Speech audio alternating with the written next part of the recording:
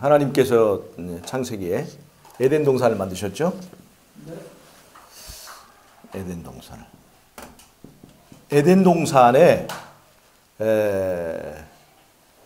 에덴 동산에 아름다운 꽃들이 있었죠. 꽃들이 있었죠. 그 오염되지 않은 세상에 그 피어난 아름다운 꽃과 나무가 만발한 그 에덴 동산이 얼마나 아름다웠을까요? 에덴 동산에 아름다운 동물들이 있습니다. 서로 싸우지도 않고 완벽하게 조화를 이루고 있는 그 동물들이 있었습니다.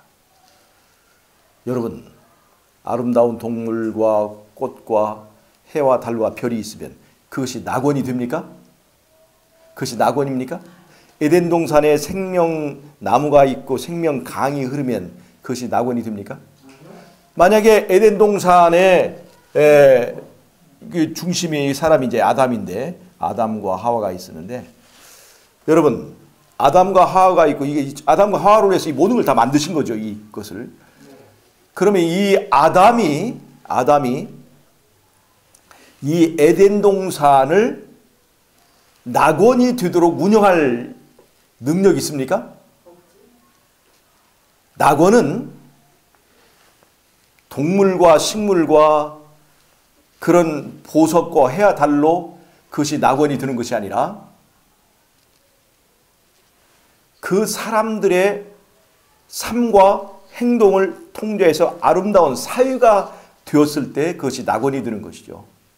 그러니까 아담과 하와, 즉 에덴 동산에 사람을 위하여 그 모든 것들이 주어졌지만 그건 낙원을 위한 기반일 뿐이지, 진짜 낙원은 그것을 어떻게 운영하느냐에 따라서 그 낙원이 이루어지는 것입니다. 여러분, 우리가 우리의 그 세상을 보면 여러 정당들이 정권을 차지하려고 이렇게 노력을 하지 않습니까?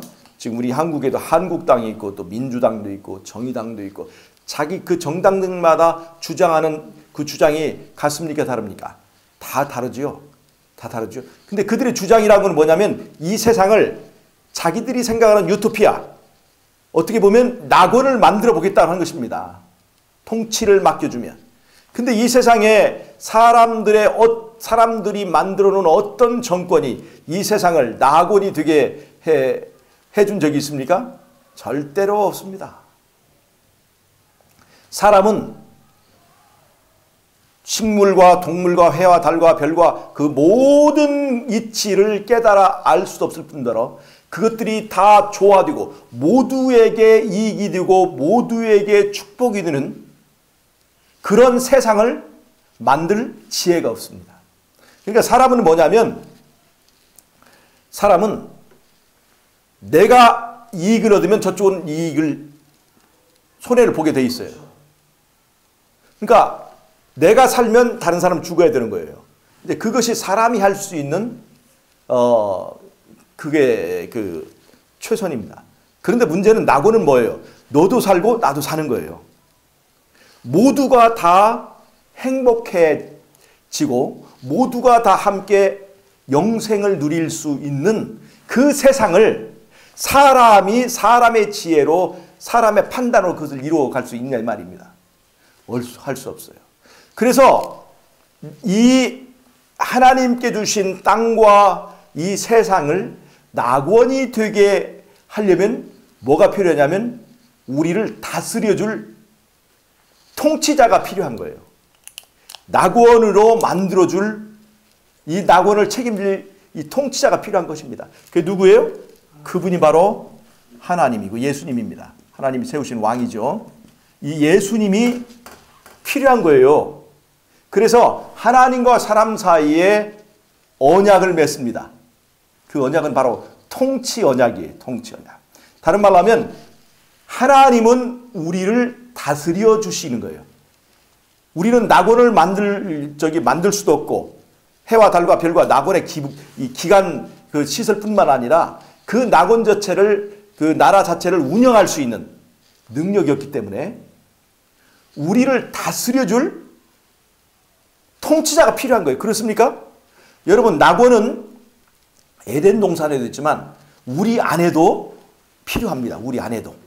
자, 여러분, 우리 안에도 가만히 보면 우리에게도 짐승의 정욕이 있습니다. 짐승과 똑같은 정욕이 있어요. 에덴 동산에 짐승이 살고 있는 것처럼 우리도 짐승이 있어요. 그런데 문제는 우리가 그 짐승의 정욕을 다스릴 수 있는 힘이 있느냐 이 말입니다. 우리가 이 짐승의 정욕을 다스리고 우리 안에 정말 기쁨과 행복의 나라가 될 수 있도록 이 모든 것을 다스리고 이끌어 나갈 뭐가 필요해요? 주인이 필요한 거예요. 통치자가 필요한 것입니다. 우리 안에도. 자, 그래서 우리는 정말로 통치자가 필요해요. 그래서 누가 필요한 거예요? 예수님이 필요한 겁니다. 그래서 예수님이 우리를 통치해 주십시오. 우리는 우리 힘으로는 낙원을 이루어할 수 없으니까 우리를 다스려 주십시오 하고 우리를 다스려 줄. 잘 보세요. 독재자는 백성들이 원하지 않아도 힘으로 그 나라를 뺏어서 억지로 그 왕이 되려고 합니다. 그리고 그 백성들의 고열을 빨아먹고 삽니다.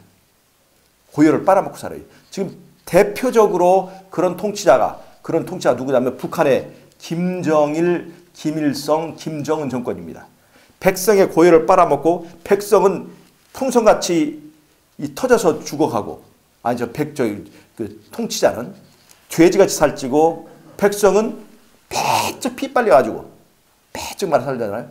우리가 피 빨리면 이렇게 빼쩍 마르는 거예요. 그 피를 빨아먹는 게 누구예요? 그 통치자가. 그래서 그 자리에 그렇게 올라가려고 하거든요. 지금도 우리가 국회의원이 되고 대통령이 되고 하면 그 지위를 이용해서 그 가문이 피를 빨아먹어요, 안 빨아먹어요? 이 세상 그렇습니다. 누가 돼도 다 빨아먹습니다. 뭐 박근혜 대통령만 뭐 탓할 것이 아니고 다 이 세상에 어떤 정권도 다 그렇게 피 빨아먹고 삽니다.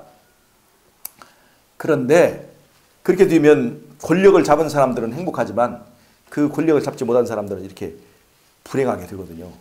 여러분, 그래서 이 세상의 사람들의 정책과 사람들의 지혜로는 절대로 그것이 낙원이 될 수가 없어요. 그래서 우리를 다스려줄 이 통치자가 필요한데, 그래서 우리는 그 예수님을 우리의 왕으로 선택한 것입니다. 그래서 하나님과 사람 사이에 언약이 맺어져요. 언약. 하나님은 우리를 다스려 주시는 것입니다. 다스려 주시는 거예요. 그래서 다스려 주시고 그 하나님은 우리에게 무엇을 선사하시는 거예요? 낙원을 선사하시는 겁니다. 낙원을 만들어 주시고 낙원을 운영해 주시고 우리가 낙원의 삶을 누리게 해주는 것이 그것이 하나님의 책임이에요. 그래서 우리가 하나님과 사람 사이 언약을 맺는데 그 언약이 바로 뭐예요? 바로 계명입니다. 계명을 뭐라고 그래요? 그것이 바로 언약이죠. 계명을 넣어두는 궤를 뭐라고 그럽니까? 언약궤라고 그러죠. 왜 이것이 계명이 언약이냐면 그것이 바로 우리를 통치해 주시는 통치자로서의 그 계명이기 때문에 그래요. 우리는 정말 통치자가 필요해요?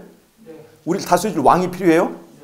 정말 우리는 그 왕이 없으면 오합지졸이요. 그 왕이 없으면 우리는 이 세상에서 절대로 행복할 수가 없습니다. 그래서 우리를 힘드시지만 다스려줄, 바쁘시지만 우리를 위해서 희생해 주신 그 다스려 주시는 왕이 절대적으로 고맙고 감사한 거예요. 그래서 내가 너희를 통치해 줘서 이 나라를 이제 낙원으로 만들어 주겠다 하는 것이 바로 이제 그 하나님과 사람 사이에 맺어진 그 언약이에요. 그러면 그때에 사람이 할 일은 뭐예요? 하나님은 우리를 다스려 주시고 사람이 할 역할은 뭡니까? 하나님이 하라는 대로 따라주는 것입니다. 그래서 이게 이 계명이 언약인 거예요. 하나님은 다스려 주시고 우리는 따라주는 거예요. 그렇게 그 따라주는 걸 다른 말로 하면 순종하는 거예요. 하나님은 말씀하시고 우리는 그 말씀에 순종하면 그 낙원을 누가 책임지는 것입니까? 하나님이 책임지는 거예요. 그래서 그것이 바로 언약입니다. 인간이 그 언약을 깨고 범죄했습니다. 하나님은 하나님의 말씀에 순종했을 때 그 일에 책임지시는 거예요. 말씀에 순종하지 않았을 때 인간은 생명을 하나님께서 약속한 생명을 얻을 수가 없고 결국 죽게 되어 있습니다. 하나님께서 그렇게 말씀하셨죠. 자, 그러면 인간이 범죄한 것에 대한 책임이 하나님에게 있습니까? 사람에게 있습니까? 하나님입니까? 사람입니까? 인간이 범죄한 그 행위에 대해서 책임이 누구에게 있느냐에 대한 싸움이 이 예수님과 사단과 사이의 싸움입니다. 사단은 뭐라고 하는 거예요? 그 책임이 누구에게 있다는 것입니다. 하나님 측에 있다. 하나님의 통치 방법이 이 언약이 잘못됐다 이거예요. 법이 잘못됐다 이거예요.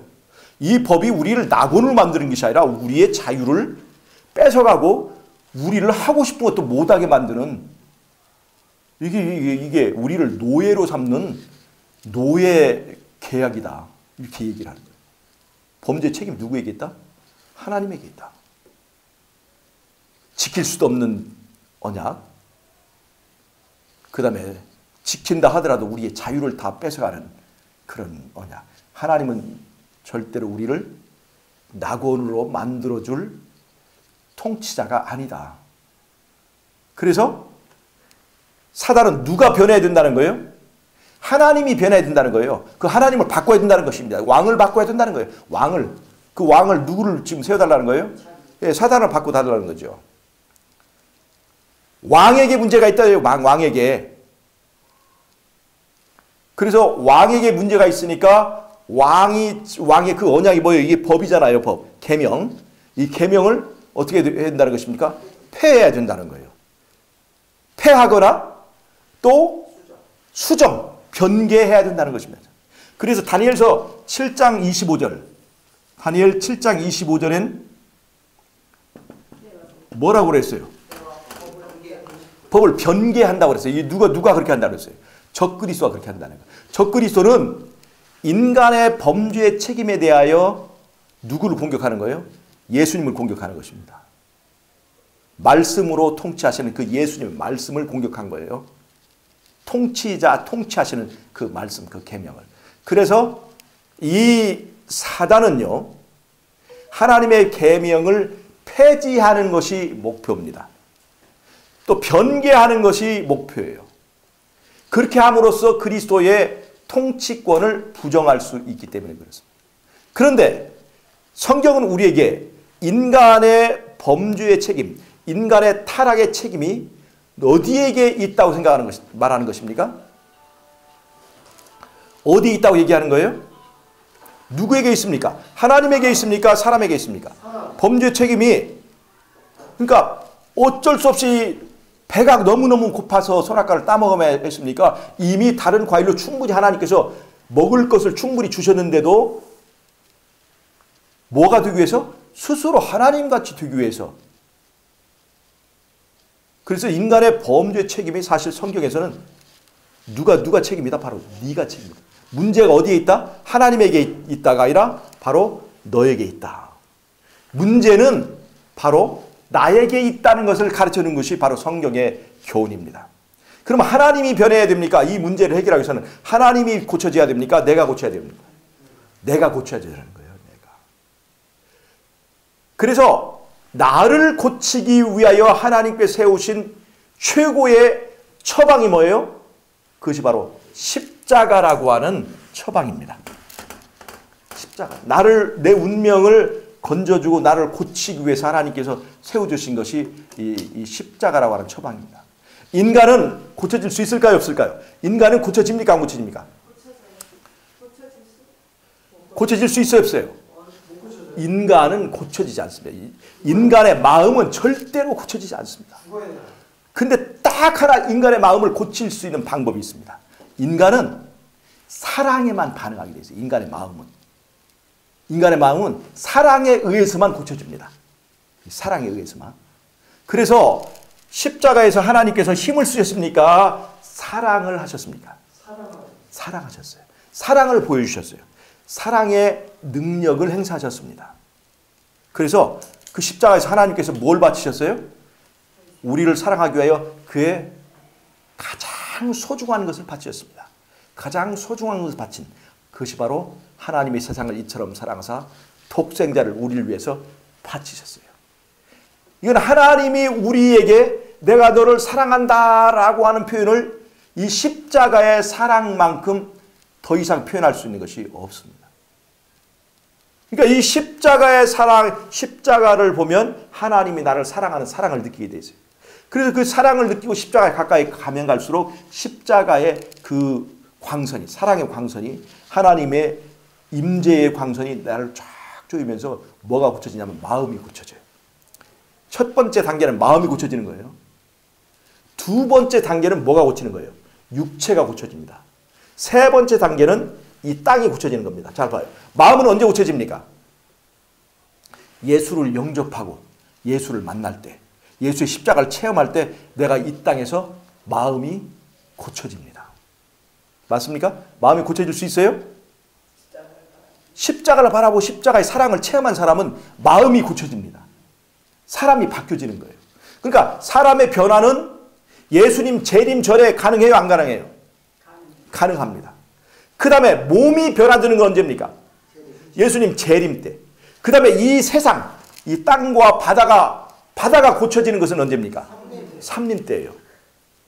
예수님의 초림은 우리의 마음을 고치러 오신 거예요. 예수님의 재림은 육체를 변화시키는 것입니다. 예수님의 삼림은 뭘 고치는 거예요? 이 땅과 이 바다와 인간이 사는 이 바탕을 고치는 거예요. 뭐가 제일 어려워요? 사람의 마음을 고치는 것이 어렵습니다. 그래서 십자가는 마음을 고치고 사람을 고치는 것이 목적입니다. 여러분 그렇습니까? 내가 에덴으로 돌아가려면 누가 고쳐져야 돼요? 내가 에덴의 사람으로 고쳐져야 됩니다.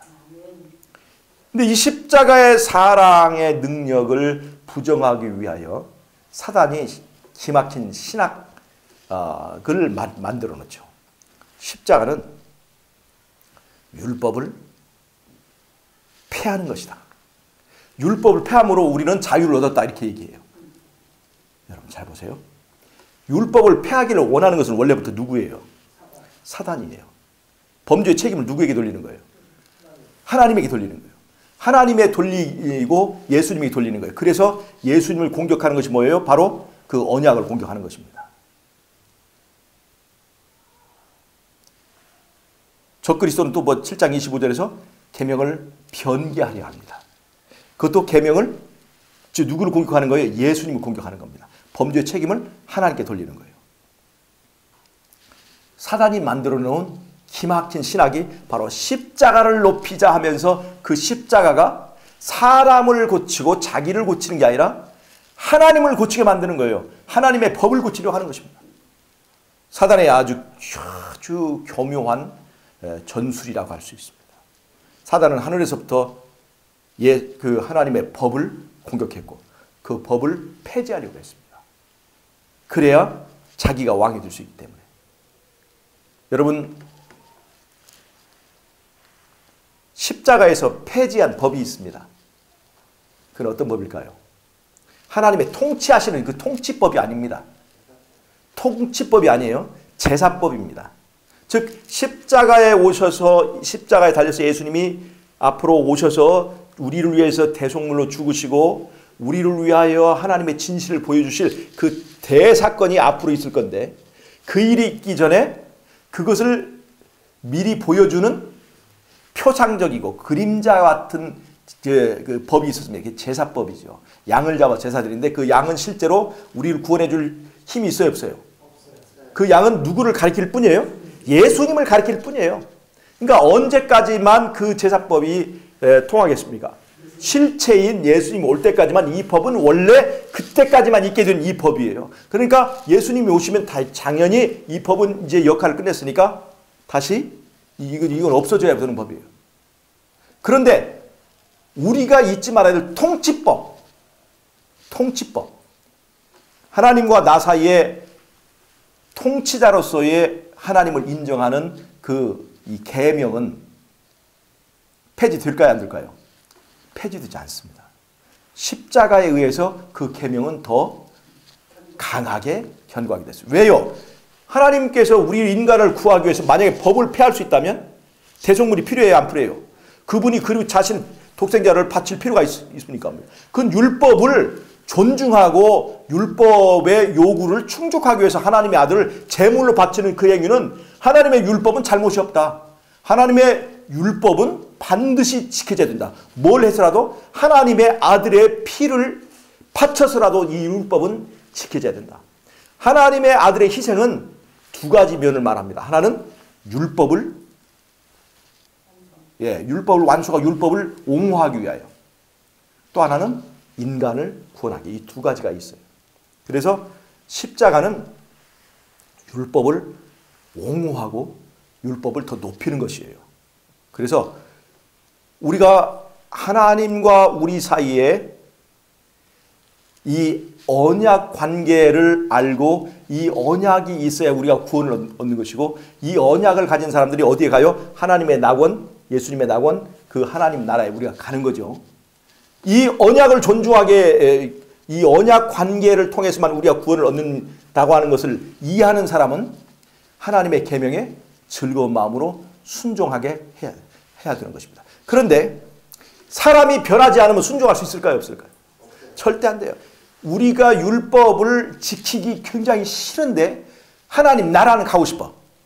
예수님을 왕으로 인정하고 싶진 않은데 이 생명수, 생명나무, 에덴 동산의 보석과 이런 것들은 욕심이 난단 말이죠.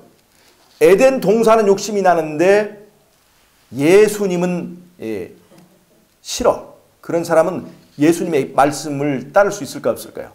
절대 안 됩니다. 구원은 받고 싶은데 계명을 지키는 건 싫어요. 그러면 구원받기 위해서 마지못해서 계명을 지키는 거예요. 이런 사람들 계명을 지켜요, 못 지켜요? 사람이 변했어요, 안 변했어요? 안 변했어요. 마음이 변하기 전에는 절대로 계명을 지킬 수 없어요. 근데 마음이 변하면, 하나님의 사랑에 의해서 마음이 변하면 어떤 현상이 나타나냐면 하나님의 계명을 지키는 것이 즐거워지게 됩니다. 그래서 저는 주야로 주의 율법을 묵상하고 그 율법을 즐거워하는 사람이 되는 거예요. 이런 사람은 율법을 지키는 것이 좋을까요, 안 좋을까요? 좋아요. 율법이 요구하는 것을 채울 수 있을까요, 없을까요? 율법을 지키는 것이 좋아진 사람은 율법이 요구하는 것 이상을 할 수 있게 됩니다. 그러니까 우리가 인간이 율법을 지킬 수 있느냐 없느냐 그런 차원이 아니라 그 이상을 훨씬 뛰어넘는 사람이 되는 거예요. 인간이 율법을 지킬 수 있어요, 없어요? 자기 힘으로는 안 되지만 마음이 변한 사람, 십자가를 통해서 마음이 변해서 예수를 우리의 통치자로 삼는 사람은 그 율법을 지킬 수 있을 뿐만 아니라 율법이 요구하는 것 이상을 할 수 있는 사람이 된다는 것입니다. 그런 사람은 이제 어디에 살기에 적합한 사람이 됐어요? 낙원에 살기에 적합한 사람이 되었기 때문에 그를 어디로 데려가는 거예요? 낙원에 가고 싶다고 해서 가는 게 아니에요. 낙원에 적합한 사람이 되었을 때 가는 것입니다. 여러분 낙원에 가고 싶으십니까? 그렇다고 가는 건 아니라는 거죠. 어디에? 낙원에 적합한 사람이 되었을 때 가는 겁니다. 여러분 예수님의 재림을 기다리십니까? 기다리십니까? 그렇다고 예수님이 영접 우리를 하시는 건 아니에요. 뭐예요? 재림하셨을 때 그 나라에 적합한 사람으로 준비된 사람이 예수님을 영접합니다. 여러분 재림을 기다리고 재림이 좋다고 얘기하고 재림 전도지를 전한다고 해서 예수님의 낙원에 가는 게 아니에요. 무슨 말 아시겠습니까? 예수님이 우리를 재림하시는 것은 우리를 뭐하러 오시는 거예요? 낙원으로 데려가시기 위해 오시는 거예요. 낙원으로 데려가기 위해 오시는 거예요. 근데 낙원으로 데려가려고 오시는데 낙원에 적합하지 않은 사람이 되어 있다면 우리가 낙원에 갈 수 있을까요? 없을까요? 못 갑니다. 여러분 예수님이 재림할 때 예수님을 영접하는 사람은요. 재림을 위하여 준비된 사람입니다. 재림을 위한 준비는 뭐예요? 낙원에 적합한 사람이 되는 거예요. 그 낙원에서는 이기적인 사람 살 수 있을까요? 없을까요? 교만한 사람 살 수 있을까요? 없을까요? 낙원에서 우리가 이게 이기적인 사람은요. 이 세상에 살 때는 우리가 약육 강식 법칙이 어느 정도 작용되어서 우리 짐승들을 잡아먹고 살잖아요. 낙원에서 고기에 입막인 사람들이 그 낙원에 가보니까 참새를 보면 참새구이가 생각나는 거. 고기에 입막이잖아요. 그러니까 그래서 낙원 가기 전에 그런 것들 다 바뀌어져야 될 필요가 있어요. 낙원의 입맛에 우리가 준비돼야 돼요. 그래서 음식물 계획도 필요하고, 이 세상에 내가 뿌리 박힌 거 있잖아. 낙원에 갔을 때 자꾸 그때 도박할 때가 참 좋았는데, 이 도박 중독 든 사람 그러잖아요. 그 도박하고 돈 따는 그 재미 있잖아요. 예, 그런 사람들은 그 재미가 따분하고, 낙원이 너무 따분한 거야. 낙원이 너무 따분해요. 이 세상에서 그 여러 가지 이 세상에 쾌락을 추구하는 사람들이 낙원에 가봐야 재미가 없어요. 옛날 세상 재미가 더 좋은 거예요. 그런 사람들은 낙원에 데려가지 않습니다. 낙원을 정말로 기다리고 낙원에 적합한 사람으로 변화된 사람들을 데려가시는 거예요. 여러분, 그런데 이 세상에서 변화되지 않는다고 생각하면 여러분 큰 잘못입니다. 예수님이 오셔서 변화되는 게 아니라 예수님 오시기 전에 변화되어 있어야 합니다. 그 변화를 누가 시키는 거예요? 내가 시키는 게 아니에요. 그 변화는 어떻게 되는 거예요? 사랑의 힘으로 되는 겁니다. 십자가의 그 사랑의 그 능력에 의해서 우리가 변화됩니다. 가능합니까? 우리가 변화될 수 있을까요? 나 같은 사람도 변화될 수 있을까요? 여러분, 그 사랑의 힘을 믿는 것이 진짜 믿음입니다. 여러분, 나도 변화될 수 있을까요? 사단은 안 된다고 해. 너 같은 사람은 안 돼. 다른 사람 다 돼도 너는 안 돼. 근데 예수님은 뭐라고 말씀하셔요? 너도 변할 수 있다. 그렇게 말씀하셔요. 예, 변할 수 있다는 것을 여러분 믿으시기 바랍니다. 그리고 예수님의 손을 붙잡고 변화는 오늘 돼야 되는 거예요. 이제 낙원은 가까이 옵니다. 낙원은 가까이 되는데 지금 내가 어떤 상태에서 준비되지 않고 있어요. 이걸 우리가 심각하게 봐야 됩니다. 오늘 또 그 낙원을 위하여 우리에게 뭐가 필요해요? 우리는 나를 다스려줄 통치자가 필요합니다. 그래서 예수님, 저는 내 이 정욕을, 내 이 세상적 이 습관을 다스릴 수가 없습니다. 내가 안 하려고 해도 계속 내 머리 위에 떠오르고 이 본능이 나를 당기고, 그래서 내가 내 자신을 다스릴 수가 없습니다. 그래서 예수님, 내게 뭐가 필요해요? 나를 다스려주는 왕이 필요합니다. 제발 저의 왕이 되셔서 내 안에 있는 이 세상을 낙원으로 만들어 주십시오. 그것이 바로 낙원에 적합한 사람으로 변화되는 바로 비밀입니다. 예수님 그 왕이 오셔야 내가 낙원이 되고, 내가 낙원이 된 사람이 바로 하늘 낙원에 갈 수 있게 되는 것입니다. 여러분, 하나님 책임, 네 탓 하지 말고 전부 다 무슨 탓 해야 돼요? 내 탓을 해야 돼요. 내 탓. 정말 이거 우리가 네 탓, 내 탓이죠. 네 탓하는 거 절대 우리가 안 됩니다. 문제는 어디에 있어요? 내 탓이에요. 이게 사실 사람들에게 자꾸 네 탓하는 사람은요, 알고 보면 사실 하나님 탓하고 있는 거예요. 이게 누가 했어요? 아담이 범죄한 후에 너 범죄 책임 누가 이렇게 했니? 그럴 때 아담이 뭐라고 그랬어요? 바로 내 탓이라고 그랬어요. 어떻게 했어요? 바로 저 여자 탓이라고 그랬잖아요. 저 여자 탓. 그러니까 다른 사람 탓하면서 지금 누구 탓을 하고 있는 거예요? 하나님 탓을 하고 있는 거예요. 바로 이게, 그래서 십자가의 은혜는 문제가 내게 있구나. 내 탓하는 사람에게 그 십자가의 효력은 발생합니다. 여러분, 네 탓하지 말고 내 탓. 내 탓하면서 십자가의 사랑의 광선을 쪼이고 그 사랑에 감동돼서 변화되는 저와 여러분이 되시기를 바라면서 말씀을 마치겠습니다.